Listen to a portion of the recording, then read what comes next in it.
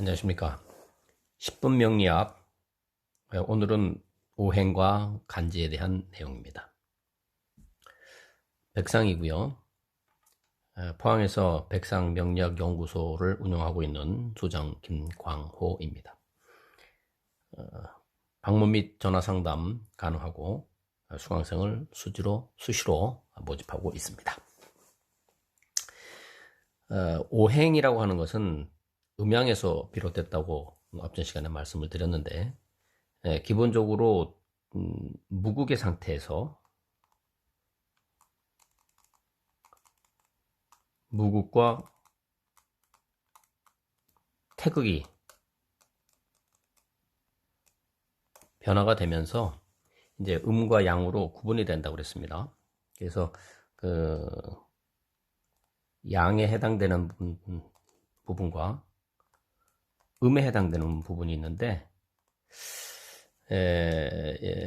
우리가 기본적으로 저 음과 양에 대해서만 구분하면서 사실은 그 삼원리라고 하는 그 이론이 또 있습니다. 그래서 그 양전자와 음전자가 이렇게 있게 되면 중성자가 같이 이렇게 구성이 되고, 그로 인해서 하나의 이제 또 원자가 되고, 그 원자가 또 이렇게 개체가 되는 어떤 그런 원리가 되는데, 이 중성자와 그러니까 양성자에 대한 양과 음성자에 대한 음이 중간에 중성자가 하나가 존재한다는 거죠. 그래서 이 양에 해당되는 부분들을 크게 나누면 태양, 그 다음에 태양 안에 있는 소음, 그 다음에 음에는 태음이 있고, 태음 속에 다시 소양이 있는데, 이 안에 이제 중성자라고 하는 존재가 존재하게 됩니다. 그렇게 됨으로써 이제 비로소 이제 오행이 이렇게 나오게 되는 건데, 결국은 여기서는 양이라고 하는 거는 이제 여름을 뜻하는 거고, 소음이라고 하는 것은 봄을 얘기하며, 소양에 대한 것은 가을, 태음은 이제 겨울이 되는 겁니다. 그래서 이것을 우리 기본적으로 이제 그 오행의 구성으로 되어 있는 목화토 금수로 하게 되면, 여름은 화에 해당되고, 봄은 목에 해당되고, 그다음에 가을은 금에 해당되고, 태음은 겨울은 수에 해당되는데, 여기서 중성자 환절기에 대한 부분들을 토로 나타내는 거죠. 이렇게 해가지고서 이제 비로소 이제 오행이라고 하는 것이 나와 있는데, 이 오행이라고 하는 부분들이 결국에는 이제 우리가 기본적으로 이제 뭐 오행에 대한 부분만 이렇게 해서 그걸 구분을 하더라도, 뭐 목화토 금수, 그다음에 봄, 여름, 가을, 겨울, 그다음에 뭐 동남, 중앙, 서북, 그다음에 뭐 맛에 대한 거, 색에 대한 거, 그다음에 감각적인 거, 그다음에 인성에 대한 거, 그러니까 저 오성에 대한 부분들, 성격, 뭐 건강, 뭐 해가지고 다양하게 이 부분이 이제 예, 발전이 됩니다. 그래서 구분이 되고, 그래서 이런 부분들을 왜 그렇게 했냐면, 결국에는 우리가 사주를 이렇게 이제 감명을 하거나 풀이를 할 때 다 응용이 된다는 거죠. 그래서 기본적으로 나타나는 그런 부분들을 이제 이해를 하셔야 되는데, 여기서부터 이 목화토 금수로 구분된 것이 여기서만 구분된 것이 아니고, 여기서 이제 비로소 이제 간지가 구분이 되는 겁니다. 그래서 이 부분을 이제 다시 설명을 드리면, 목, 화, 토, 금, 수의 오행이 되는데, 이것은 이 목이라고 하는 부분들을 나무다, 이거를, 그 다음에 화라고 하는 부분들을 불이다, 토는 흙이다, 그 다음에 금은 쇠다, 그 다음에 수는 물이다 해가지고서, 나무가 불이 되고, 불이 타면은 그 재가 돼서 흙이 되고, 흙이 굳어지면은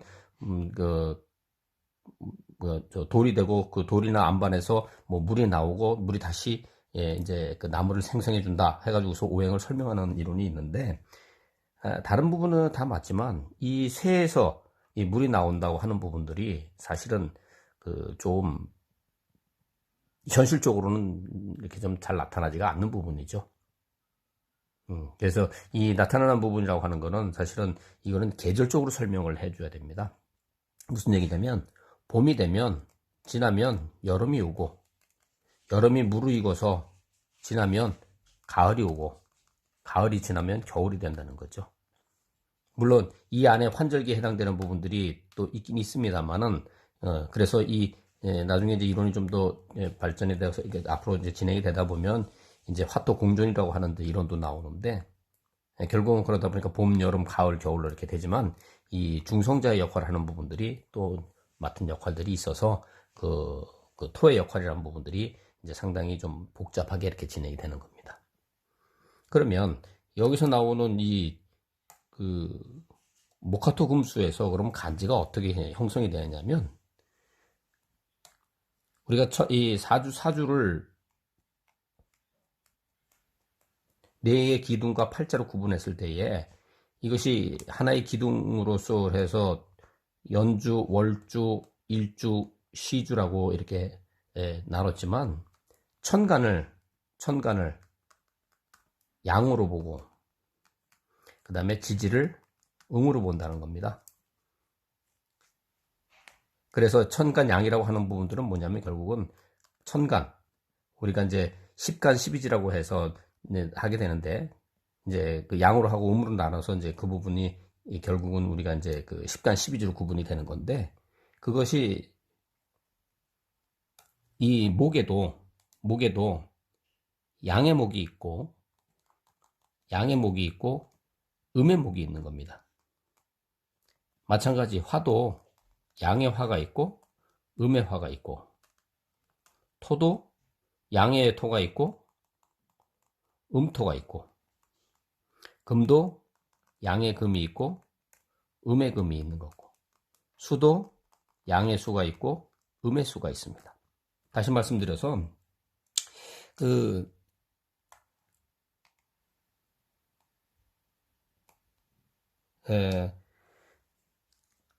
양이라고 하는 건 천간이라고 말씀드렸고 음이라고 하는 건 지지라고 말씀드렸습니다. 그래서 양으로 나타내는 거는 다시 또 음양으로 구분이 돼가지고 그래서 이 양에 해당되는 부분들이 나타나는데 음에 해당되는 부분이 있고 그래서 양에 해당되는 부분들이 이제 갑, 음에 해당되는 부분이 을. 그 다음에 화에 해당되는 부분도 양과 음으로 구분이 되는데 양에 해당 부분들이 병, 음에 해당되는 부분들이 정. 그 다음에 토에 해당되는 부분들은 이제 양이 무, 음이 기토. 그 다음에 양의 금에 해당되는 부분들이 양에 해당되는 부분들이 경. 그 다음에 음에 해당되는 부분들이 신. 그 다음에 수에 해당되는 것 중에서 양의 수로 나타나는 것이 임. 그 다음에 음으로 나타나는 게 개가 되는 겁니다.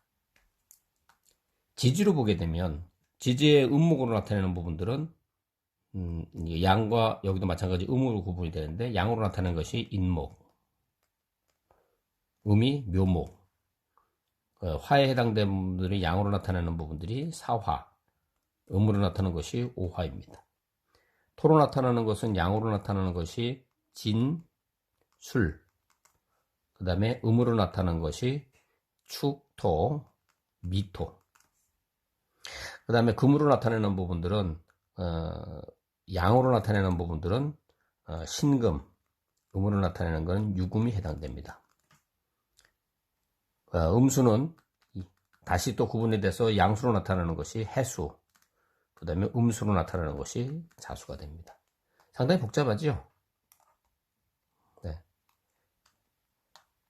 이렇게 보면 복잡한데 결국은 이 논리에 의해서 갑을병정 무기경신임계 그 다음에 인묘 사오 진술 충미 신유 해자 해가지고서 이 천간이 10개 지지가 12개가 나온 겁니다. 그래서 이 부분들이 이제 나왔는데 그럼 이것이 어떻게 해서 이렇게 이제 갑을병정 무기경신임계라고 하는 것이 나왔느냐 이거죠. 네. 그래서 천간을 보면 천간을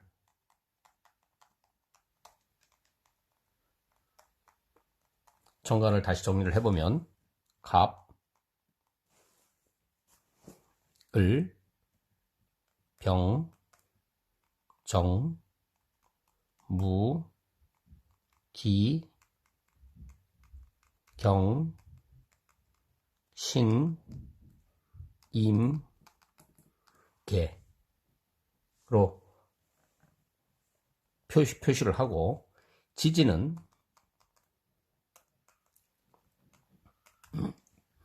인, 묘, 진, 사, 오, 미, 신, 유, 술, 해, 자, 축. 그래서 12개. 그 다음에 천간은 10개. 그래서 이것을 10간, 12지. 이렇게 표현을 하는 겁니다. 이제 그렇다 그러면 이제 이런 부분들이 이제 구체적으로 갑에 대한 부분들부터 이제 알아가기 시작할 건데, 이제 비로소 이제 한문이 나오기 시작하는데, 이거는 외울 필요는 없습니다. 반복에 의해서 하는 거고, 처음에 이 글자가 왜 만들어졌는지 그거는 이제 다음 시간에 이제 갑부터 해가지고 설명을 드리도록 하겠습니다. 오늘은 여기까지 하겠습니다. 감사합니다.